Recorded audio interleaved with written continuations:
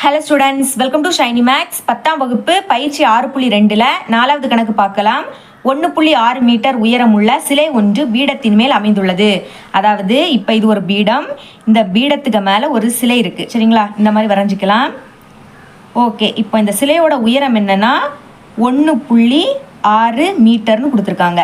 Next தரையில் உள்ள ஒரு புள்ளியிலிருந்து 60 டிகிரி ஏற்ற கோணத்தில் சிலையின் உச்சி அமைந்துள்ளது. அதாவது தரையில் இருந்து ஒரு புள்ளி, சரிங்களா, இங்கே அந்த புள்ளி இருக்குன்னா இந்த புள்ளியில் இருந்து இந்த சிலையோட உச்சியோட ஏற்ற கோணம் என்னன்னா 60 டிகிரி. ஏற்ற கோணம்னா என்னன்னா கீழே இருந்து மேலே பார்க்கறது. அப்போ இந்த சிலையோட உச்சி பகுதினா மேல் பகுதி. அப்போ மேலே பார்க்கும்போது நம்மளுக்கு 60 டிகிரி உருவாகுதுன்னு கொடுத்துட்டாங்க. அப்போ 60 டிகிரின்னு எழுதிடலாமா? மேலும் அதே புள்ளியிலிருந்து பீடத்தின் உச்சியானது 40 டிகிரி ஏற்ற கோணத்தில் உள்ளது. இப்போ என்ன கொடுத்துருக்காங்கன்னா பீடத்தின் உச்சி, சரிங்களா, இந்த புள்ளியில இருந்து இனி இந்த பீடம்னா இது, சரிங்களா, உச்சினா மேல் பகுதி. பீடத்தோட உச்சியை பார்க்கும்போது 40 டிகிரி ஏற்ற கோணம் உருவாகுதான். அப்போ இங்கே எழுதிக்கலாம் 40 டிகிரி. நெக்ஸ்ட்டு எனில் பீடத்தின் உயரத்தை காண்க. இப்போ என்ன கேட்டிருக்காங்கன்னா இந்த பீடத்தோட உயரத்தை தான் நம்ம கண்டுபிடிக்கணும், சரிங்களா. நம்மளுக்கு கொஸ்டின்ல சிலையோட உயரத்தை கொடுத்துக்கிட்டு பீடத்தோட உயரத்தை கேட்குறாங்க. அப்போ பீடத்தோட உயரத்தை நான் ஹெச் அப்படின்னு எடுத்துக்க போகிறேன். இப்போ நம்மளுக்கு இந்த ஹெச்சோட மதிப்பை தான் கண்டுபிடிக்கணும், சரிங்களா. இப்போ நேம் கொடுக்கலாமா? இந்த புள்ளி ஏ, இது பி, அப்புறம் இது சி. இனிமேல் இந்த புள்ளிக்கு நான் டி அப்படின்னு கொடுத்துக்கிறேன். வேணா இதில் ஒரு லைன் போட்டுக்கலாம். இது பார்க்க ஒரு முக்கோணம் மாதிரி இல்லைல்ல, வேணா இப்படி ஒரு லைன் போட்டுக்கோங்க, சரிங்களா. இப்போ நம்மளுக்கு இதில் 2 முக்கோணம் இருக்குது. ஃபஸ்ட்டு 60 டிகிரி தான் பெரிய கோணம். அப்போ முதல்ல 60 டிகிரியில் இருக்கக்கூடிய இந்த முக்கோணத்தை எடுத்துக்க போகிறேன். ஓகே, வரைஞ்சிக்கிறேன். இப்படி தனியாக வரைஞ்சாதான் உங்களுக்கு ஈஸியாக இருக்கும், ஓகேங்களா. அப்போது 60 டிகிரினா இந்த மொத்தமும் வரும், சரிங்களா. அப்போ ஏபிசி அப்போ எழுதிக்கலாம் ஏபிசி. இது வந்து 60 டிகிரி. இனிமேல் பிசி இதோட அளவு தேவை. இப்போ பாருங்க, பியில இருந்து டி ஹெச்னு எடுத்துக்கிட்டோம். இனி டியில இருந்து சி 1.6 மீட்டர். அப்போ இதோட மொத்த அளவு வேணும்னா நான் என்ன பண்ணணும்? கூட்டணும். ஹச் கூட்டல் 1.6ன்னு எழுதிக்கணும். ஹச் கூட்டல் 1.6. புரியுதுலா? பிசி இதோட அளவு வேணும்னா இதை கூட்டணும். பியில இருந்து டி நம்ம ஹெச்னு எடுத்துக்கிட்டோம், டியில இருந்து சி 1.6ன்னு எடுத்துக்கிட்டோம். அப்போ இதோட மொத்த அளவு வேணும்னா இதை கூட்டணும், சரிங்களா. ஓகே, ஃபர்ஸ்ட் முக்கோணத்தோட நேம் எழுதிக்கலாம். முக்கோணம் ஏபிசி. சேம் அதே tan θ ஃபார்முலா தான். எல்லா சமுக்குமே நம்ம இந்த ஃபார்முலா தான் யூஸ் பண்ண போகிறோம். tan θ = எதிர்பக்கம் டிவைடட் பை அடுத்துள்ள பக்கம். ஓகே, குறுங்கோணத்திற்கு எதிரில் இருக்கக்கூடிய இதுதான் எதிர்பக்கம், இதுக்கு அடுத்து இருக்கக்கூடிய இதுதான் நம்மளோட அடுத்துள்ள பக்கம். நம்ம இங்கே அடுத்துள்ள பக்கத்தை யூஸ் பண்ணிப்போம், சரிங்களா. ஃபஸ்ட்டு அதை தான் நம்ம கண்டுபிடிப்போம். இப்போ இது என்னதுன்னு தெரியாது இல்லையா, நான் இதை வந்து எக்ஸ் அப்படின்னு எடுத்துக்க போகிறேன். அப்போ ஏபி இது வந்து என்னென்னா எக்ஸு. ஓகே, மதிப்பை பிரதியிடலாமா? tan θவோட மதிப்பு என்னன்னா 60 டிகிரி. இனி = எதிர்பக்கத்தோட மதிப்பு என்னது? ஹெச் கூட்டல் 1.6 டிவைடட் பை இனி அடுத்துள்ள பக்கத்தை எப்படி எடுத்துக்கிட்டோம்? எக்ஸ் அப்படின்னு எடுத்துக்கிட்டோம். இனி tan 60 டிகிரியோட மதிப்பு என்னன்னா √3. இனிமேல் கீழே இருக்கக்கூடிய இந்த எக்ஸை மேலே கொண்டு வந்துடலாம். அப்போ √3ஐயும் எக்ஸையும் பெருக்குனா √3 எக்ஸ் தான், சரிங்களா. = ஹெச் கூட்டல் 1.6. இப்போ இதை வந்து நான் சமன்பாடு 1 அப்படின்னு எடுத்துக்க போகிறேன். இனிமேல் 40 டிகிரியில் இருக்கக்கூடிய இந்த முக்கோணத்தை எடுக்க போகிறேன், சரிங்களா. அப்போ ஃபஸ்ட்டு அதை தனியாக வரைஞ்சிக்கலாம். ஓகே, நேம் கொடுக்கலாமா? ஏபிடி. 40 டிகிரினா இவ்வளோ தான் வரும். இது வந்து சின்ன முக்கோணம். ஏபிடி மதிப்பை எழுதிக்கலாம். ஏலேருந்து பி எக்ஸு, ஓகேங்களா. இது வந்து 40 டிகிரி. இனிமேல் டியில இருந்து டி நம்ம என்ன எழுதியிருக்கோம்? ஹெச்னு எழுதியிருக்கோம். ஓகே, சேம் அதே tan θ ஃபார்முலா. அதுக்கு முன்னாடி முக்கோணத்தோட நேம் எழுதிக்கலாம். முக்கோணம் ஏபிடி. சேம் அதே tan θ ஃபார்முலா. tan θ = எதிர்பக்கம் டிவைடட் பை அடுத்துள்ள பக்கம். ஓகே, எதிர்பக்கம்னா இது, சரிங்களா. எழுதிக்கலாமா? எதிர்பக்கம். அடுத்துள்ள பக்கம்னா இது, அப்போ அடுத்துள்ள பக்கம். ஓகே, tan θவோட மதிப்பு தெரியும் 40 டிகிரி = எதிர்பக்கம் இது, அதோட மதிப்பு ஹெச்.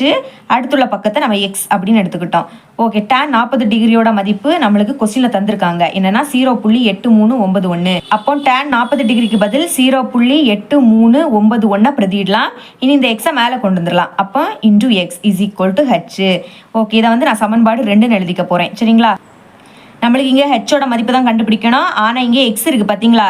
இனி எக்ஸோட மதிப்பை கண்டுபிடிச்சி இங்கே பிரதியிட்டா தான் நம்மளுக்கு ஹெச்சோட மதிப்பை கண்டுபிடிக்க முடியும். அதுக்கு சமன்பாடு இந்த 2 இந்த 1ல் பிரதியிட போகிறோம். இந்த ஹெச்சுக்கு பதில் இந்த மதிப்பை பிரதியிட்டோம் அப்படின்னா எக்ஸோட மதிப்பு கிடச்சிடும். அப்போ எழுதிக்கலாம் சமன்பாடு 2ஐ சமன்பாடு 1ல் பிரதியிட. ஓகே, சமன்பாடு 1னா இது சரிங்களா. அப்போ √3 மதிப்பு நம்மளுக்கு தெரியும், கொஸ்டினில் தந்திருக்காங்க 1.732. அப்போ √3க்கு பதில் 1.732 எழுதிக்கலாம். இனி எக்ஸ் அப்படியே வச்சிருங்க. இஸ் ஈக்குவல் டு ஹெச்சோட மதிப்பை தான் இங்கே பிரதியிட போகிறோம். ஹெச்சோட மதிப்பு என்னது 0.8391 இன்டூ எக்ஸு. இனி கூட்டல் 1.6. இங்கே எக்ஸ் இருக்குது, இங்கே எக்ஸ் இருக்குது. அப்போ இந்த வேல்யூவை இங்கே கொண்டு வந்துடலாமா? ஆல்ரெடி இங்கே என்னது இருக்குது 1.732 இன்டூ எக்ஸு. இங்கே இருக்க ப்ளஸ் வேல்யூ இந்த பக்கம் வந்துன்னா மைனஸ் வேல்யூவாக மாறிடும். அப்போ minus 0.8391 into X is equal to இங்கே இனி 1.6 மட்டும் இருக்கும். இப்போ என்னது இதை கழிக்கணும் சரிங்களா. கழிக்கலாமா? 1.732 0.8391 கழிக்க போகிறோம் சரிங்களா. இங்கே புள்ளி இருக்கா? ஃபஸ்ட்டு இந்த புள்ளிக்கு நேரம் அந்த புள்ளியை வச்சுருங்க. புள்ளிக்கு முன்னாடி என்னது இருக்குது 0, அதுக்கப்புறம் இருக்கிறது அப்படியே எழுதிருங்க 8391. இதுக்கு நேரம் எதுவுமே இல்லாட்டா 0ன்னு எழுதிருங்க. கழிக்கலாம். ஓகே, இப்போ இது என்ன ஆயிரும்? இது 1 ஆயிரும், இது 10 ஆயிரும். அப்போ 10லேருந்து 1 கழிச்சா 9. இனி இது 11 ஆயிரும், இது வந்து 2 ஆயிரும். 11லேருந்து 9 கழிச்சா 2. இனிமேல் இது 12 ஆகும், இது 6 ஆயிரும். 12லேருந்து 3 கழிச்சா 9. இது 16 மாறிடும், இது 0வா ஆயிரும் சரிங்களா. 16லேருந்து 8 கழிச்சா 8. இனிமேல் இந்த புள்ளிக்கு நேரம் புள்ளியை வச்சிருங்க. 0லேருந்து 0 தான். அப்போ என்ன கிடைச்சிருக்கு 0.8929. அப்போ எழுதிக்கலாமா? 0.8929. அப்புறம் இந்த ரெண்டுலேயும் எக்ஸ் இருக்கனால எக்ஸ் இஸ் ஈக்குவல் டு 1.6. இப்போ பாருங்கள், நம்மளுக்கு எக்ஸோட மதிப்பு தான் தேவை. அப்போ அங்கே எக்ஸை மட்டும் வச்சுருங்க. வச்சுக்கிட்டு இங்கே என்னது இருக்குது 1.6 இருக்குது டிவைடருக்கு கீழே. அதாவது இந்த நம்பர் வந்து இங்கே பெருக்கல்ல இருக்குது. சமத்துக்கு இந்த பக்கம் வந்துன்னா வகுத்தலாக மாறிடும். அப்போ வகுத்தல் அப்படியே எழுதிருங்க 0.8929. அங்கே இடந்த வேலை அதனால் அதே ஸ்டெப்பை இங்கே இன்னொரு கூட எழுதிக்கிட்டேன். இப்போ நம்ம வகுக்கிறதுக்கு முன்னாடி இந்த புள்ளியை நீக்கணும் சரிங்களா. இப்போ பாருங்கள், இங்கே 4 நம்பரை தள்ளி இந்த புள்ளி இருக்குது. அப்போ நீங்கள் என்ன பண்ணணும்னா 1ன்னு போட்டுக்கிட்டு 4 0 எழுதிடணும் சரிங்களா. அதே மாதிரி கீழே என்ன நம்பர் எழுதுனீங்களோ இதை மேலேயும் எழுதிக்கணும். ஏன்னா மேலேயும் கீழே ஒரே நம்பரால் தான் பெருக்கணும் சரிங்களா. ஓகே, இப்போ பாருங்கள், இங்கே நம்மளுக்கு ஒரு நம்பர் தள்ளி புள்ளி இருக்குது. அப்போ ஒரு 0வை கேன்சல் பண்ணிடுங்க. ஏன்னா ஒரு 0வை கேன்சல் பண்ணால் இந்த புள்ளி வந்து வெளியே வந்துடும் சரிங்களா. அப்போ இந்த புள்ளி வெளியே போயிடுச்சுன்னா 16. இப்போ பாக்கி இங்கே எத்தனை 0 இருக்குது 3 0. அந்த 0வை அப்படியே எழுதிருங்க. ஓகே, டிவைடட் பை இங்கே நம்மளுக்கு 4 நம்பருக்கு முன்னாடி புள்ளி இருக்குது சரிங்களா. அப்போ இங்கே 4 0 இருக்குது. அப்போ 4 நம்பருக்கு முன்னாடி இந்த புள்ளி வந்துடும். அப்போ இந்த புள்ளி வெளியே வந்துடும் சரிங்களா. அப்போ இந்த புள்ளி வெளியே போயிடுச்சுன்னா பாக்கி என்னது இருக்கும் 8 9 29. முன்னாடி இருக்கக்கூடிய 0 எழுதணும்னு அவசியம் கிடையாது. இப்போ நம்ம புள்ளியை நீக்கிட்டோம். இனிமேல் வகுக்கணும் சரிங்களா. வகுக்கலாம். 16,000 8,929 வகுக்கிறோம். இதே வாய்ப்பாடு தான் சரிங்களா. அப்போ 1ஐயும் 8,929 பெருக்குனா நம்மளுக்கு 8,929 தான் கிடைக்கும். எழுதிக்கலாம் 8,929. நீங்கள் 2ஆல் பெருக்கினீங்கன்னா இந்த நம்பரை விடைக்கும் பெரிய நம்பர் கிடைக்கும். அதனால தான். ஓகே, கழிக்கலாமா? இப்போ இது வந்து என்ன ஆயிரும்னா 10,000, இது 9,000, இதுவும் 9, அப்புறம் இது 5,000. 10லேருந்து 9 கழிச்சா 1, 9லேருந்து 2 கழிச்சா 7, 9லேருந்து 9 கழிச்சா 0, 15லேருந்து 8 கழிச்சா 7 சரிங்களா. இப்போ பாருங்கள், இந்த நம்பரை விடைக்கும் இது சின்ன நம்பர். அப்போ புள்ளி போட்டுக்கிட்டு இங்கே 0வை இறக்கிடுங்க. ஓகேங்களா. இனிமே 7ஐயும் 8,929 பெருக்குனா எனக்கு என்ன கிடைக்கும்னா 6,2,5,0,3 கிடைக்கும். கழிக்கலாமா? இது 10,000, இது வந்து என்னன்னா 0 ஆயிரும். 10லேருந்து 3 கழிச்சா 7, 0லேருந்து 0 கழிச்சா 0 தான். 7லேருந்து 5 கழிச்சா 2. இனிமேல் இது வந்து 10,000, இது 6,000 சரிங்களா. 10லேருந்து 2 கழிச்சா 8, 6லேருந்து 6 கழிச்சுனா 0 போடணும்னு அவசியம் கிடையாது. இப்போ பாருங்கள், திருப்பியும் இதை விடைக்கு இதை சின்ன நம்பர் புள்ளி போட்டிருக்கனால இன்னொரு 0வை இறக்கிக்கலாம். ஓகே, இனிமே 9ஐயும் 8,929 பெருக்குனா நம்மளுக்கு என்ன கிடைக்கும்னா 8,0,3,6,1 கிடைக்கும் சரிங்களா. அதாவது நீங்கள் 10ஆல் பெருக்கினீங்கன்னா இதை விடைக்கும் பெரிய நம்பர் கிடைக்கும். அதனால தான். ஓகே, கழிக்கலாமா? இது 10ஆக மாறும், இது வந்து 6 ஆயிரும். 10லேருந்து 1 கழிச்சா 9, 6லேருந்து 6 கழிச்சா 0. இனி இது 10 ஆகும், இது 1 ஆயிரும். 10லேருந்து 3 கழிச்சா 7, 1லேருந்து 0 கழிச்சா 1 தான். 8லேருந்து 8 கழிச்சா 0. அது எழுதணும்னு அவசியம் கிடையாது சரிங்களா. நம்மளுக்கு புள்ளிக்கு பிறகு 2 நம்பர் கிடைச்சிடுச்சு. அதனால இதோட ஸ்டாப் பண்ணிடுங்க. இப்போ இதை 2 வகுத்தா நம்மளுக்கு என்ன கிடைக்குது 1.79 கிடைக்குது. இப்போ எக்ஸோட மதிப்பை நம்ம ஈஸியாக கண்டுபிடிச்சிட்டோம்.